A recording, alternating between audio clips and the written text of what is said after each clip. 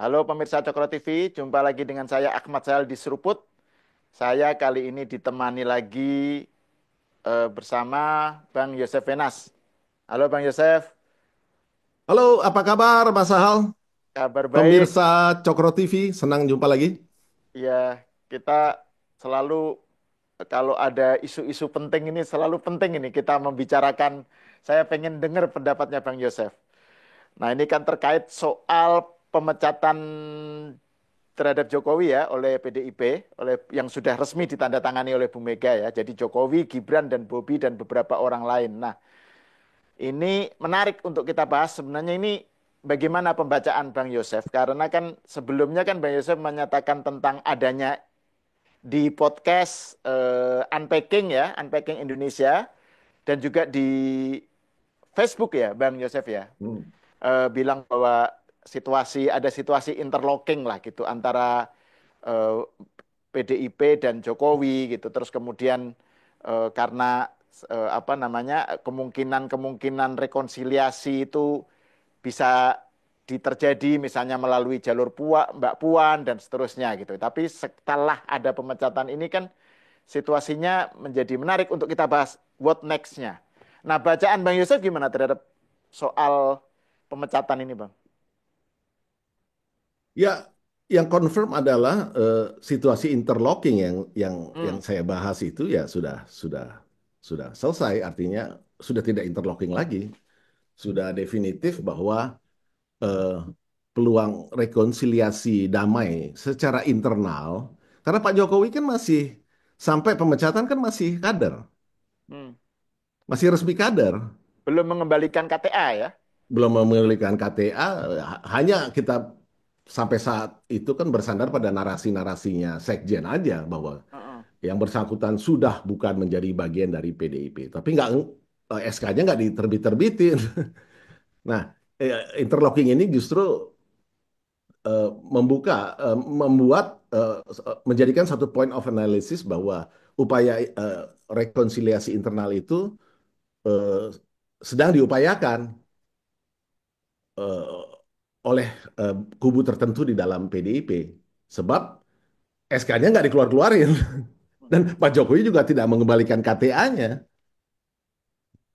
Nah, kalau itu fakta keras yang menurut saya rasionalisasinya adalah sebagaimana penjelasan barusan. Dan pasca pemecatan ya sudah, ya artinya kita melihat satu babak baru ya.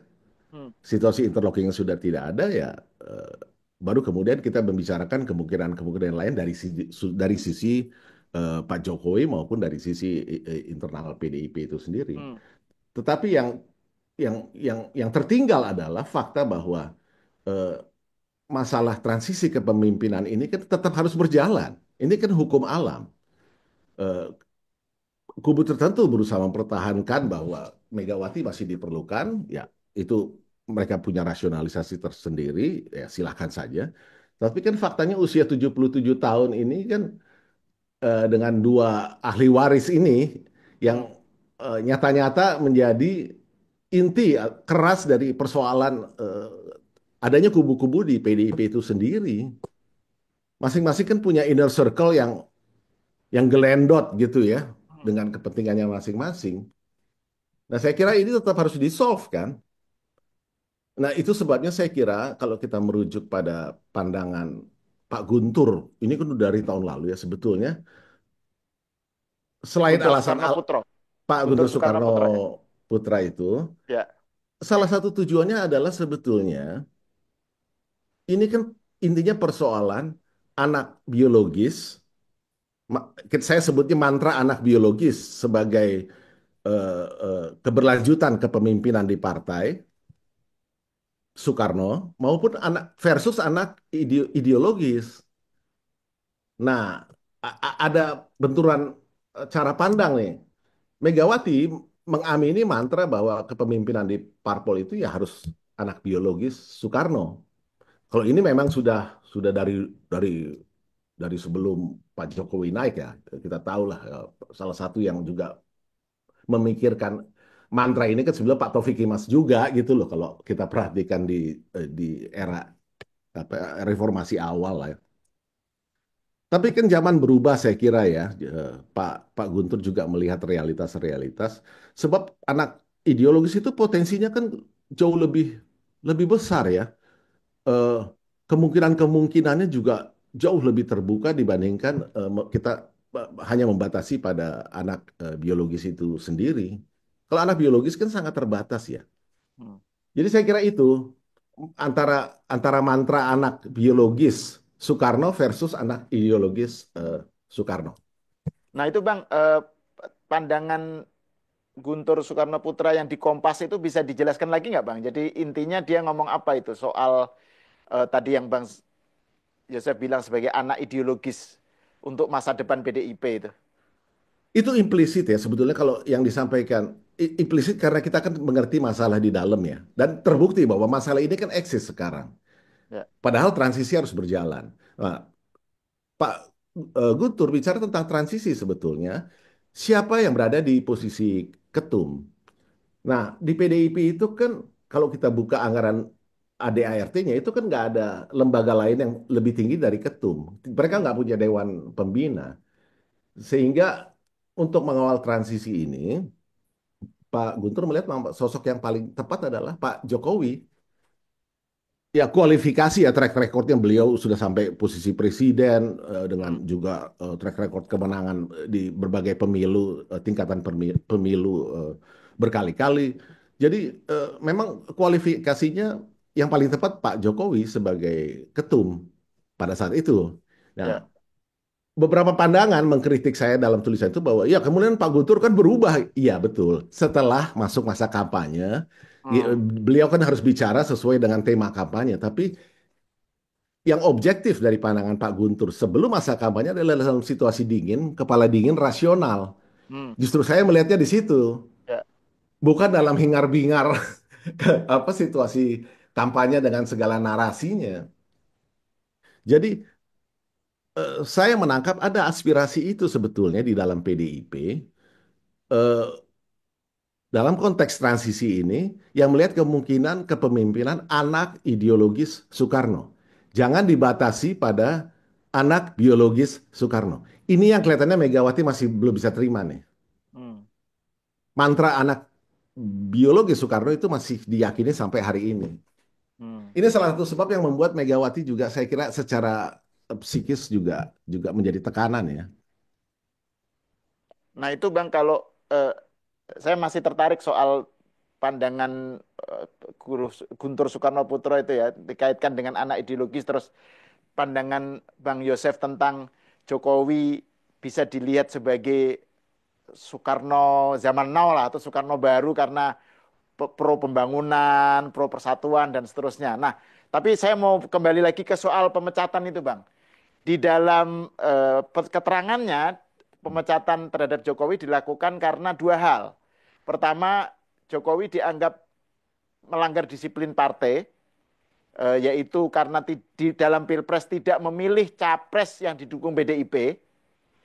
Yang kedua, karena Jokowi dianggap menyalahgunakan kekuasaannya untuk intervensi MK yang berdampak kepada rusaknya sistem demokrasi, sistem hukum, dan sistem moral etika. Itu alasan yang tertulis ya. Nah ini kan narasi yang selalu digemborkan oleh Hasto, Deddy Sitorus ya, yang itu dianggap sebagai kubunya Mas Prananda ya, Mas Prananda. Sementara kubu yang lebih akomodatif kan Mbak Puan, Bambang Pacul, apa itu kan tidak sekonfrontasional itu terhadap Jokowi, tidak ofensif. Nah, dengan SK itu, dengan surat pemecatan itu, apakah itu menunjukkan bahwa di dalam internal PDIP sekarang dikuasai oleh kubunya Hasto? Atau bagaimana membacanya itu, Bang? Ya kalau kita ya oke lah itu konkretnya kan kubu-kubunya seperti itu. Tapi kan sebetulnya kalau kita harus kembali ke visi transisi ini antara Oke. PDIP baru dan PDIP lama.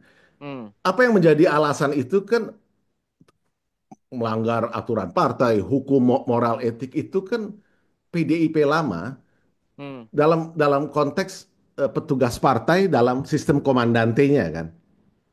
Jokowi tidak memenuhi itu kan sebetulnya. Hmm. Ini PDIP lama.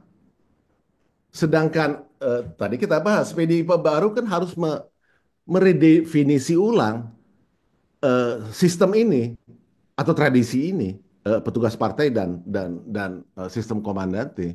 Ya kita tahu kan itu sudah makan korban juga di Jawa Tengah kan. Anggota DPRD yang terpilih itu kan disuruh mundur. Lalu Jawa Timur yang soal Romi Soekarno itu juga. Ini kan dalam konteks ini. Ini yang saya sebut sebagai PDIP lama. Hmm. Jadi ada yang ingin mempertahankan PDIP lama yang kubunya tadi sudah sangat jelas disebutkan ya, Hasto dan rombongan Hasto dan kawan-kawannya. Sedangkan mereka yang lebih akomodatif terhadap kemungkinan PDIP baru memang ada di kubu yang sebaliknya, dan silent majority saya kira mereka-mereka yang per hari ini kecewa karena faktanya memang terjadi penurunan dalam 3 putaran pemilu ini kan, Pilpres, Pileg sama Pilkada terakhir. Kan misalnya Jawa Tengah itu kan terjadi split ticket voting terang benderang. Memang Hmm. mereka mengklaim 14 kabupaten kota masih menang.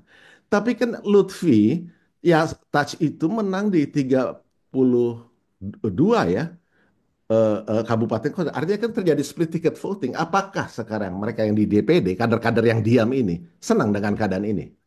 Hmm. Ya tentu mereka tidak senang karena ini nggak pernah terjadi kan. Jadi kekalahan PDIP di kandang itu menurut saya yang silent majority ini dia memang namanya juga silent, tapi barangkali mereka ini akan menjadi swing yang menentukan perubahan nanti di dalam PDIP itu sendiri. Nah ini yang sebenarnya dilihat dalam kacamata rekonsiliasi supaya itu nggak terjadi ya. Mari, saya kira Pak Jokowi ingin membereskan itu. Itu dari sisi internal. Dari sisi kepentingan Puan itu kan memang didesain di jalur pemerintahan kan oleh Ibu Mega kan. Prananda di jalur partai gitu loh. Nah, Puan di jalur pemerintahan kan lain lagi kacamatanya. Yang tadi kita bahas soal koalisi yang perlu semangat egaliter, perlu semangat konfederasi. Nggak bisa dalam koalisi ini kita membuat satu pihak lainnya submisif, saya alfanya, saya leadernya. Nggak bisa. Nah ini perlu somebody like Jokowi gitu loh. Hmm. Jadi fungsi rekonsiliasi satu hal, tapi juga apa namanya, bagaimana PDIP bisa masuk dalam bangunan koalisi besar ini saat ini juga untuk menuju 2029 secara smooth gitu loh. Nggak bisa dengan apa leadership yang alfa-alfaan seperti Hmm. yang ya mohon maaf ditunjukkan oleh Megawati kan. You're under my thumb gitu loh. Seolah-olah kesannya Ya. jadi begitu kan nggak bisa. Nah, Puan ada di sisi ini nih. Kan sulit jadi dia. Sekarang dia ketua DPR. Kalau PDIP mengambil posisi oposisi, berarti kan narasi-narasinya hampir pasti kan menegasikan kan. Itu tugas oposisi. Negasi artinya negatif gitu loh. Ya. Nah, sekarang bagaimana Puan akan memainkan itu dalam posisinya sebagai ketua DPR yang harus eh, eh, apa namanya kooperatif dengan kepentingan koalisi besar pemerintah. Kan pemerintahan itu kan dua sisi kita sudah tahu. Hmm. Eksekutif dan legislatif itu harus satu satu apa harus sinkron. Ya. Jadi ada konflik kepentingan di sini antara kepentingan manuver Puan dan manuver Prananda yang Hmm. diganduli oleh sekjennya. Hmm. Dan eh, kalau dari pembacaan semacam itu, Bu Mega dengan seperti tercermin dari surat pemecatan itu, berarti sekarang eh, seperti lebih apa men, sejalan dengan kubunya Mas Prananda ya, kubunya Hasto. Iya, tapi kelihatannya memang memang memang kan Bu Mega sendiri secara pribadi kalau kita tangkap bersama memang dia kan punya sisi, saya mohon maaf pakai istilah ini, mengkultuskan ayahandanya kan. Hmm. Jadi Soekarno itu akan terus hidup sampai zaman sekarang, segala segala pemikiran, gagasan dan jadi nggak dia lintas zaman seolah-olah begitu. Padahal kan konteks beda-beda ya. Apa yang Soekarno canangkan sebagai koalisi besar yang namanya Nasakom itu, kan jelas komnya aja udah hilang. Hmm. Itu kan koalisi besar. Nasakom itu kan gagal mempersatukan para pemimpin kan, elit Ya. kan.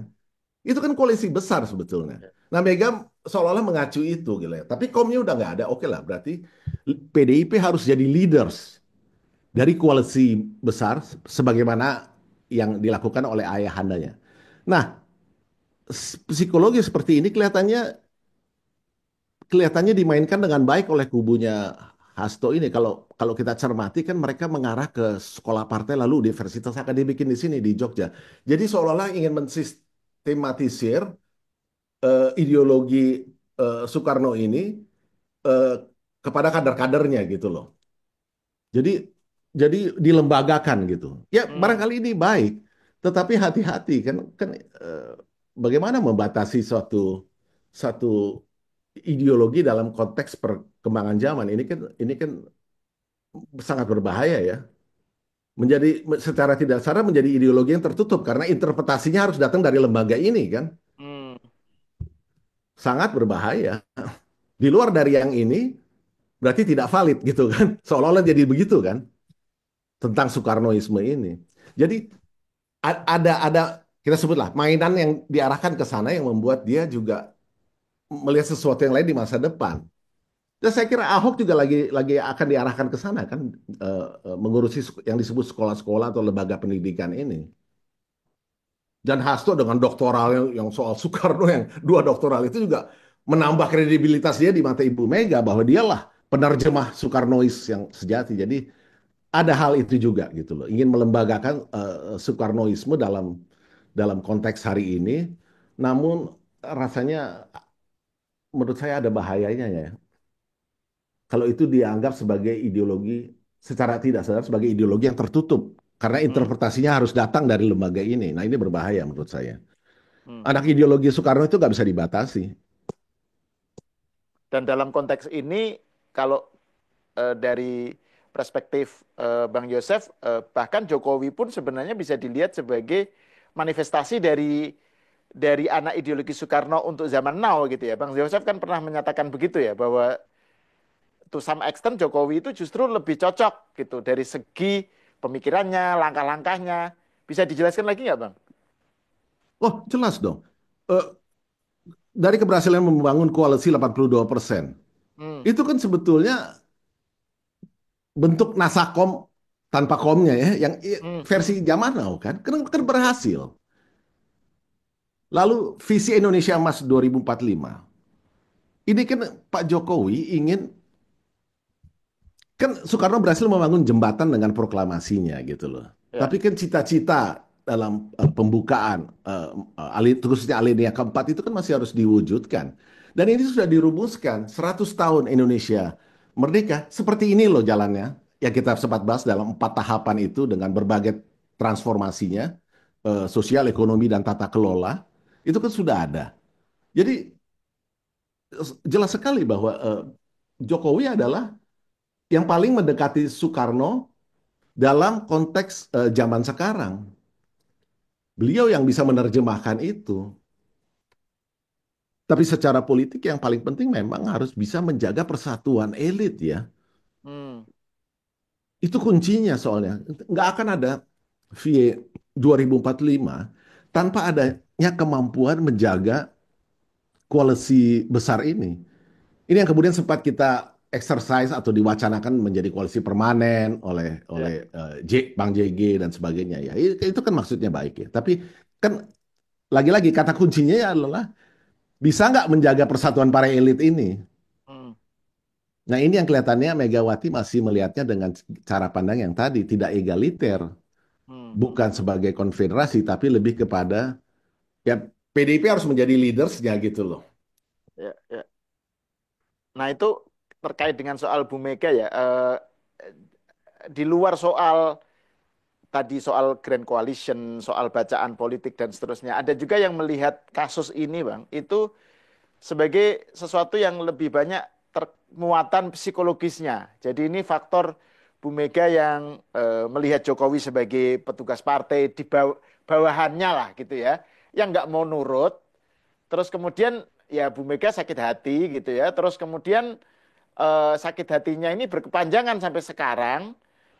Jadi kayak semacam apa ya, bahkan dengan SBY aja sakit hatinya apa nggak akurnya sampai sekarang gitu. Apalagi ini Jokowi yang dia petugas partai kok mbalelo gitu. Jadi faktornya ini adalah faktor psikis gitu. Yang yaitu bawahannya kok melunjak gitu, gitu. Bang Yosef gimana melihat pembacaan semacam itu? Ya, sebentar nanti kita bahas ya. Sebetulnya kan saya pernah menulis ini bahwa ini jauh masih di 2019 bahwa eh, koalisi Gerindra PDIP itu sebetulnya dirancang menjadi untuk 2024 menjadi Prabowo Puan. Hmm. Nah, nanti kita bahas agak detail. Tapi kemudian faktanya kan nggak bukan Prabowo Puan tapi Prabowo Gibran. Ah, Ini kalau kita lihat hasil-hasilnya gitu ya, ya, ya. konkret-konkretnya. Tentu dari sisi Megawati kan ini gimana sih? Ini kan kita sepakatnya Prabowo Puan, tapi sekarang Prabowo Gibran, apa nggak marah? Nah, tapi kita tahu di balik yang konkret-konkret itu kan sebetulnya ada kisah, ada kejadian fakta yang tidak seperti itu. Bahwa itu terjadi seperti itu bukan karena keinginan dari Pak Jokowi, kita tahu, ya. Nah, jadi kalau kita kembali ke 2019 itu, di balik rekonsiliasi, saya sebutnya Grand Reconciliations ya, antara Pak Jokowi dengan Pak Prabowo itu, rekonsiliasi agung, itu kan awalnya nggak disepakati. Pak Prabowo, sisi Pak Prabowo juga ditentang oleh pendukungnya, Pak Jokowi juga ditentang oleh pendukungnya DPP PDIP termasuk Ibu Mega. Baru setelah Pak Jokowi menjelaskan dari sudut kepentingan Puan bahwa ini bermanfaat, Bu Mega bisa melihat sesuatu yang lain kan, bahwa eh, di balik Grand Reconciliations ini adalah satu visi untuk memasangkan Pak Prabowo di 2024 dengan Puan. Dan dengan memasangkan ini artinya kan akan bisa mendongkrak Puan kan ada masalah dengan elektabilitas ya. Ya, jadi itu bisa dipakai sebagai periode sebagai RI2 untuk mendongkrak elektabilitasnya. Jadi sudah dirancang di 2019, tapi kan kita tahu kemudian ada COVID, ya itu kan fokus tidak tidak lagi ke soal politik tapi lebih ke penyelamatan nyawa manusia bangsa. Masuk tahun 2022 mulai diatur kan. Nah, kita ingat Puan kan mulai kampanye tuh di awal 2022 yang kepak sayap kebinekaan itu. Ya. Ya, kalau kita ingat itu kan di catur bulan pertama 2022. Tapi nggak sukses. Eh, Survei 1%-an lalu masih konsisten di 1%-an Litbang Kompas di Oktober. Nah, di Oktober itu kemudian terjadi pertemuan di Batu Tulis kan. 22 nih tahun 2022 antara Pak Jokowi dengan Ibu Mega. Eh, di dalam pertemuan itu akhirnya harus disadari bahwa Puan ini nggak bisa dijual, diganti oleh Ganjar. Bu Mega nggak sepakat. Nah kemudian ini kan masih berlanjut lagi belum ada kesepakatan. Lalu masuklah ke tahun politik mulai 2023 kan, satu bulan pertama, di mana ya kita lihat ada berbagai manuver termasuk Pak Jokowi, Pak Prabowo, Ganjar yang di sawah itu di Hmm. mana itu bukan Sleman, bukan di Jawa Tengah lah pokoknya. Magelang kalau nggak salah ya. I Atau di think mana? some, Ya. pokoknya itu ya, Pokoknya di sawah lah, di sawah di ada sawah yang itu. bertiga itu. Ya, ya. Ya, itu kan sebuah salah satu manuver untuk meyakinkan Mega bahwa pilihan mengganti Puan dalam posisi RI2 dengan Ganjar itu yang terbaik gitu loh. Hmm. Tapi belum ada kesepakatan. Nah, dari kelihatannya Ibu Mega tersinggung dengan manuver sawah itu. Di Hmm. hari Kartini nggak layola kemudian di hari Kartini itu 21 April langsung di fait accompli kan. Karena Ganjar waktu itu masih tertinggi loh. Pak Hmm. Prabowo di fase itu masih 20%-an, Ganjar udah di 30%-an. Jadi everybody was hoping on Ganjar karena ya ini paling tinggi nih. Yang tidak disadari adalah ternyata tingginya Ganjar itu kan elektabilitasnya utangan. Hmm. Utangan dari Jokowi. Ya. Ini yang nggak disadari pada saat itu gitu loh. Karena publik melihat bahwa Jokowi ada di belakang Ganjar ya sudah. Itu kan persepsinya. Mega kemudian di 21 April itu kan memveta kompli. Ya udah, calonnya Ganjar nih. Mega ingin bahwa leadership koalisinya ini kan sebenarnya mau mengambil alih leadership koalisi yang sudah dibangun oleh Pak Jokowi yang 82% itu ke tangan PDIP gitu loh. Nah, tapi kalau kalau bukan Puan di RI 2 ya berarti harus RI 1. Karena Ganjar juga kan tertinggi. Hmm. Kita partai paling besar. Jadi ada justifikasinya sebetulnya dalam hal itu ya. Lalu di fait accompli kan, kalau masih ingat di pidato Ibu Mega di situ di pada saat setelah pengumuman Ganjar itu kan dengan sangat yakin sambil sambil tertawa-tawa kecil gitu. Nanti ini 10 partai akan langsung gabung dengan kita. Coba nanti dicek lagi ya, pemirsa cek lagi. Ada kalimat itu keluar. Jadi artinya Ibu Mega meyakini bahwa sekarang dengan saya sudah menjadikan Ganjar capres PDIP, yang lain akan jump into the bandwagon. Itu keyakinannya dan tidak terjadi kan. Nah, cerita selanjutnya kita udah tahu kan. Itu nggak ada Gibran di situ, sama sekali nggak ada soal-soal Gibran di situ. Nah, soal Gibran itu kan baru baru datang setelah itu. Datangnya juga bukan dari Pak Jokowi. Pak Jokowi itu 5 kali menolak loh. Tapi Pak Prabowo yang terus meyakinkan kan. Dan kelihatannya visi Pak Prabowo benar. Bukan kelihatannya sudah terbukti menang kok. Iya. Jadi, tapi kan singkat cerita, kita kan kembali ke tuduhan-tuduhan tadi kan. Melanggar kemarahan tadi ya, psikis. Ya. Jadi ya bisa dimengerti. Lah, ini kan mestinya Puan yang di RI 2 kenapa jadi Gibran gitu loh. Ini kan ujungnya jadinya begitu kan.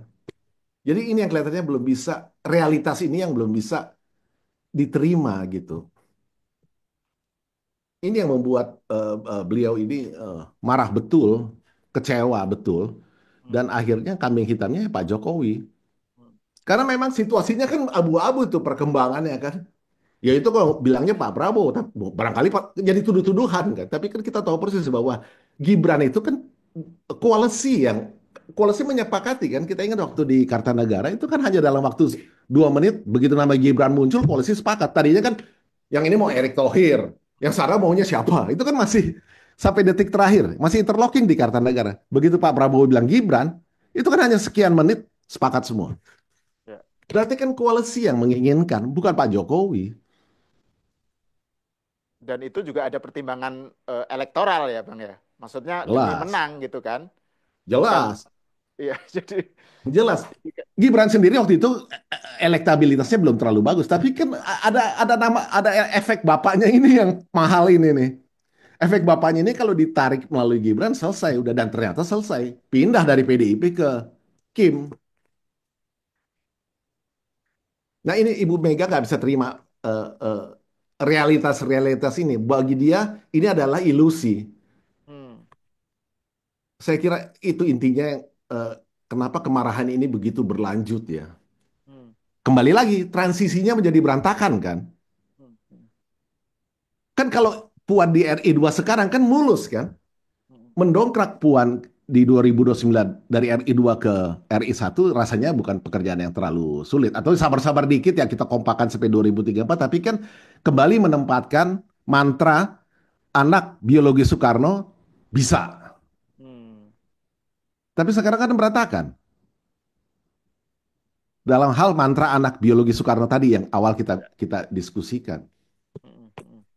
Nah, terkait dengan soal ini masih tentang what next-nya, tentang kedepannya nih Bang. Kan kalau beberapa waktu lalu kan Bu Mega bilang bahwa kan sebentar lagi ada kongres. Nah, terus dia bilang bahwa ini dia ada yang bilang, ada yang bisikin ke dia bahwa kongres PDIP nanti ini akan diawut-awut, akan di apa, direcokin lah gitu. Nah, itu maksudnya ini kan terkait dengan tidak bisa dilepaskan dari tuduhan-tuduhan setelah pilkada ini ya, atau terkait pilkada yang ada parcok, ada pemerintah intervensi, ada faktor Jokowi juga lagi-lagi gitu ya. Nah, ini dilanjutkan tuduhannya sampai itu nanti kongres gitu. Nah, ini eh, gimana bacaan Bang Yosef kalau dikaitkan dengan internal dynamic di PDIP sendiri? Ini mencerminkan apa? Kenapa ada ketakutan semacam ini? Dan kan PDIP setelah Pak Jokowi di kick out kan berarti siapa kader yang kira-kira potensial untuk punya kaliber seperti Pak Jokowi gitu. Jadi ini pembacaan PDIP ke depan ini gimana, Bang? Ya, narasi bahwa Kongres akan diobok-obok itu menunjukkan kembali lagi bahwa mereka sekarang tidak siap dengan transisinya. Transisinya kan berantakan. Hmm, Ya, siapa yang harus menggantikan Ibu Mega? Jadi eh, ada kemungkinan kelompok ini akan terus supaya Ibu Mega lanjut lagi. Sementara transisi itu kan sebetulnya sudah sudah sudah dekat jatuh tempo ya melihat usia Ibu Mega ya. ya.